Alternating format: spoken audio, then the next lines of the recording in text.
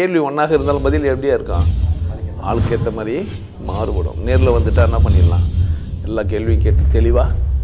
அதுக்கு தான் சத் சங்கம். என்னுடைய நோக்கம் எல்லாம் மனிதர்கள் எல்லாம் மகிழ்ச்சியாக இருக்கணும், அவ்வளோதான். நம்பிக்கை மாதிரி ஒரு மோசமான ஒரு வார்த்தை இந்த உலகத்திலே கிடையாது சொல்லலாம். அது ஒரு அருமையான வார்த்தை. ஏன்னா தேவரடியாரோட மகன் அர்த்தம். நம்பிக்கைன்னு ஒன்றுக்குது இல்லை, அந்த மாதிரி ஒரு மோசமான வார்த்தை எதுவுமே இல்லை. 10,000 ரூபாய் கொடு, நம்பு, நான் 10 நாளில் தரேன். 10 வருஷம் ஆயும் தரல. எதனால்? நம்பிக்கை இல்லைண்ணா தந்துருக்க மாட்டேன், தந்தாலும் கேட்டிருக்க மாட்டேன். வேலை முடிஞ்சுது, ஜோலி முடிஞ்சிச்சு. நம்பினா என் பொண்டாட்டி கற்பு கரசி, நானா நம்புறது? கற்பு கரிசினா இன்னொரு ஆம்பளை போனால் தான். விரல் விட்டா கட்டை விரல் வச்சு குளியும் போது தேய்ச்சினால்னா அப்பவும் கற்பு கரிசி தானா? யாருக்கிட்டனா போனால் கற்பு கரிசியா, விரல விட்டா கற்பு கரிசியா? இது மாதிரிலாம் பேசக்கூடாது இல்லை, அசிங்கமாக. எது கற்பு தெரியாது, நம்பணும். எப்படின்னு எல்லாத்தையும் நம்பி நம்பி மோசம் போத்து தான். நம்பி நம்பாதன்ற. நான் நம்புறத விட ஒரு கேடு கட்ட தானே இல்லவே இல்லை. நம்புறதுனால தான் இன்னும் நீ கடவுள் தெரிஞ்சிக்கல. நம்புறதுனால தான் நீ இன்னும் பொருளாதார விடுதலை அடையலை. நம்புறதுனால தான் ஜாதி இருக்குது.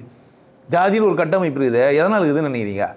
நான் மோலியார்னு நம்பினுக்கிறேன். உண்மையிலேயே இங்கே வந்து அசிங்கமாக திட்டுறேன். நான் மோலியார் இல்லையா பொண்ணுவேன்? ஆமாம், மூக்கில் பேண்டா தாண்டா மோலியார். சூத்தில் பேருந்துக்கிறேன். அவனை யாரும் கிடையாது.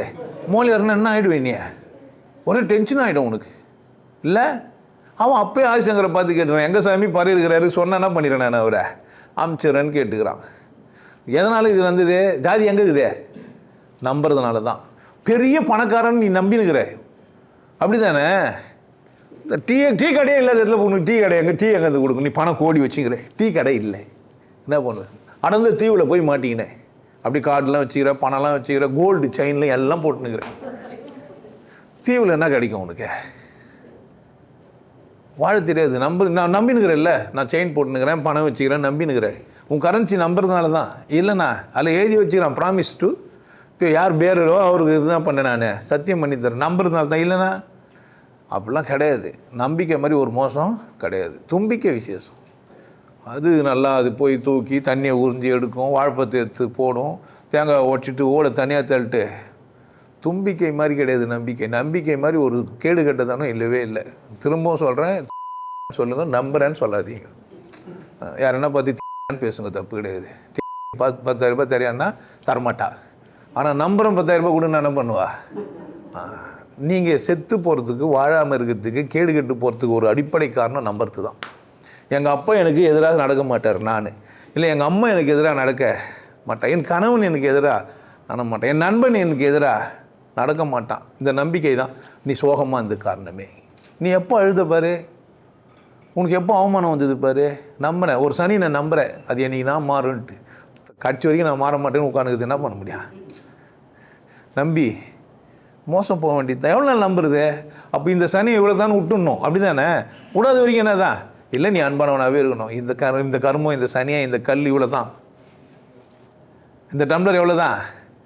500 ml தான் இந்த கிளாஸில் பிடிக்கும்னு நினச்சிட்டு குடிச்சுன்னுக்கணும். உனக்கு 1000 லிட்டர் தண்ணி வேணும்னா கூட அந்த 50 ml 4 வாட்டி எடுத்து குடிச்சிக்க வேண்டியது தான். நம்மனா வாழ முடியும்? ஆனால் தும்பிக்கை எப்படி கிடையாது. பாட்டு ஆயிட்டாங்க.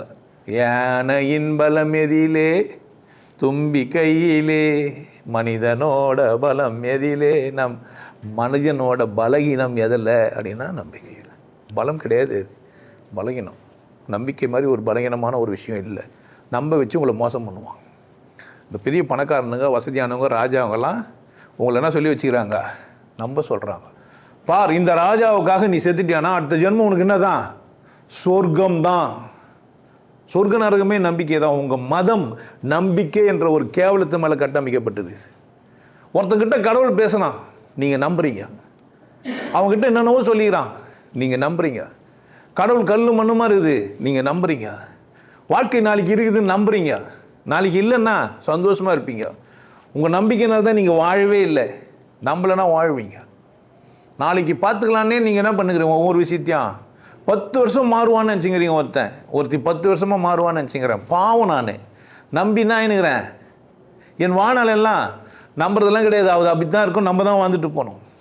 நம்பினா சாத்தியமே இல்லை. அதை சாப்பிட்லாமா சாப்பிடாது நம்பக்கூடாது. சாப்பிட்டு பார்க்கணும், ஓகே என்ன விட்டுணும், இல்லைன்னா என்ன பண்ணிடனா. நம்பிக்கை அடிப்படையில் தான் செய்வோம் அசைவம், நம்பிக்கை அடிப்படையில் தான் ஜாதி, நம்பிக்கை அடிப்படையில் தான் பொருளாதார ஏற்றத்தாழ்வு கூட. ஆளை பார்த்து நீங்களாம் நம்புறது ஒரு ஆம்பளையாக தான் இருப்பாருட்டு நான் கதையெல்லாம் சொல்லிட்டேன்.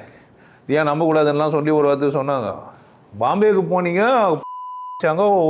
உள்ளே போனீங்க, தூக்கி காமிச்சாங்க, சின்ன உள்ளது, என்ன பண்ண முடியும்? அவள் தான் நீங்கள் நம்பினா நீங்கள் உங்கள் நம்பிக்கை இதுதான். உங்கள் நம்பிக்கை என்ன தான்? ஆல்மா போய் துட்டு ஊற்றிட்டு ஏமாந்து வர வேண்டி தயார் தான் என் போல் ஏமாந்த சோனகிரி. ஒருத்தன் ஏமாந்து போனோம், அசிங்கமாகணும் அப்படின்னு நீங்கள் நினச்சிங்கன்னா முதல் வேலையை என்ன செய்யுங்க? நம்பாதீங்க, புரிஞ்சுக்க பாருங்கள். அம்மா நம்புறதில்லை, புரிஞ்சுக்கிறது. பூமி இருக்குது, நம்புறது இல்லை. பூமி உருளுது, நம்புறது இல்லை. நான் இருக்கிறேன், நம்புறது இல்லை. நான் இருக்கிறேன், நம்புறேன்னா இருக்கிறேண்ணா, இருக்கிறேன். கனவு கண்டதான் நம்புறதெல்லாம் பொய் காட்சி தான். நீங்கள் முன்னாடி இருக்கிறீங்க, நம்புறேண்ணா. நான் சரியானவன், நம்பினா சரியானவனா? நான் நல்லவன் இல்லைன்னா நீங்கள் என்னை நம்பக்கூடாது, கேட்கணும். எனக்கு நம்ப முடியலங்க சொல்லுங்கன்னு சொல்ல வேண்டியது தானே. நீங்கள் அந்த மாதிரி ஆளா இந்த மாதிரி ஆளா என்ன பண்ணலாம்? நீங்கள் கேட்கலாம். நம்புறதுனால நீங்கள் இஷ்டத்துக்கு ஏதோ ஒன்று கதை பண்ணிக்கிறீங்க. அவன் வர அப்படி இல்லைன்ட்டு வர நீங்களே ஏமாந்து விட்டு அவனை வர திட்டுறீங்க. நீங்கள் நம்புறது உங்கள் தப்பு. இந்த கடையில் இந்த பொருள் நல்லா தான் இருக்கும், நம்புறது உங்கள் தப்பு. அப்படி தானே? 4 பாட்டில் கொடுத்தா ஒரு பாட்டில் குறைஞ்சிச்சின்னா நம்புறது ஒரு தப்பு. திறந்து பார்த்துக்கணுமா இல்லையா? அப்படி தானே? உள்ளே எல்லாம் இருக்குன்ட்டு அமேசான்லேருந்து கல் இறங்கி இருக்குதுன்னா நம்ம என்ன பண்ண முடியும்? யார் தப்பு? இது நம்புந்து வாங்கி இருக்குதுன்னு எடுத்து வச்சுட்டு 10 நாள் பொறுத்து திரும்பி பார்த்தா அவன் திருப்ப முடியாது, ரீசெட்லாம் பண்ண முடியாதுன்னு. ஏன் இவ்வளோ நாள் பொறுத்து விட்டுன்னு 10 நாள் ஏன் என்ன பண்ண? நீ நம்புதுனால தான். இல்லைன்னா என்ன பண்ணிருப்ப? பிரிச்சியே பார்த்துருப்பேன், பார்த்துருந்தா உள்ள செங்கல் இருக்குதுன்ட்டு தெரிஞ்சிருக்கும். இல்லை இன்னும் 10 வருஷம் பொறுத்து தந்து பாருங்களாங்கிறான். புருஷன் யாருன்னே தெரியாது, நீங்கள் நம்பி நிற்கிறீங்க. ஆமாம் கொலை குற்றவாளியாக இருப்பான். இப்போ அமைச்சரில் ஒருத்தர் கொலை குற்றவாளி கன்விக்ட் ஆனவர் அப்படின்னே சொல்கிறாங்க. நீங்கள் ஆராய்ச்சி பண்ணாதீங்க, விட்டுருங்க. ஆனால் நம்புறதுனால என்ன நான் நடக்கான்? வாழ்க்கையில் அத்தனை அசிங்கத்துக்கும் இதுதான். அதனால் யானை கட்டுக்கிற தும்பிக்கை நம்புறது இல்லை. யானை நம்புன்னு நினைக்கிறீங்க? போவோம், உடைக்கும், எடுத்து சாப்பிடும். நாளைக்கு யாருன்னா எடுத்து வந்து தருவாங்கன்னு காத்துன்னு இருக்கா? நம்புகிற மனிதன் யாரையும் காத்துன்னுக்கிறான், உழைக்கிறதே இல்லை. லாட்டி டிக்கெட்டை நம்பின்னு இருப்பான், ராசி பலனை நம்பின்னு இருப்பான். எனக்கு ஒரு எதிர்காலம், ஒளிமயமான எதிர்காலம் என் உள்ளத்தில் தெரிகிறது. லைட்டு, காந்தல் லைட்டு நம்பின இந்தன்னாக்கா என்ன ஆயிருக்கும்? என் நிலமை எத்தனை வந்து உட்கார்ந்து இங்கே நம்பின்னு இருந்தால் அப்படியே இருப்போம். திடீர்னு ஒரு பணக்காரன் வருவான், வரமாட்டான். நான் பண்ண செயல்பட்டுனே இந்த என்ன ஆச்சு? இங்கே வந்து உட்காந்துக்கிறார். நம்பியிருந்தால் என் நிலமை என்ன ஆவான்? நான் நம்புறதெல்லாம் இல்லைங்க, செயல்படுவேன். நீங்களும் என்ன பண்ணுங்க? செயல்படுங்க. இந்த பாட்டை கேட்டு நீங்கள் மோசம் போயிருந்தீங்கன்னா தப்பு உங்களுது.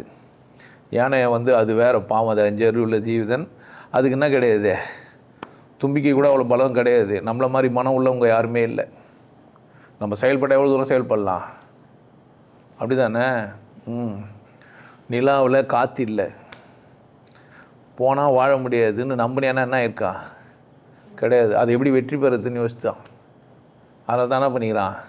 மேலே போனான், நல்லா தெரிஞ்சே, நம்புறதே இல்லை, காற்று இல்லைன்னே தெரிஞ்சே அந்த இடத்துக்கு போய் வரத்துக்கு முயற்சி செய்ய முடியும்னு ஒருத்தன் முயற்சி பண்ணிக்கிறான்னா நம்பி தானே என்ன இருக்கான்? போனால் செத்துருவோன்னு ஆயிருப்போம். கடலில் ஒருத்தன் இறங்குறான்னா நம்பிக்கையில் இறங்கினான்னு சொல்லிக்கிறான். கிடையவே கிடையாது. முயற்சி செஞ்சான், நம்பினானா? நம்புறதுனால போனானா அவன்?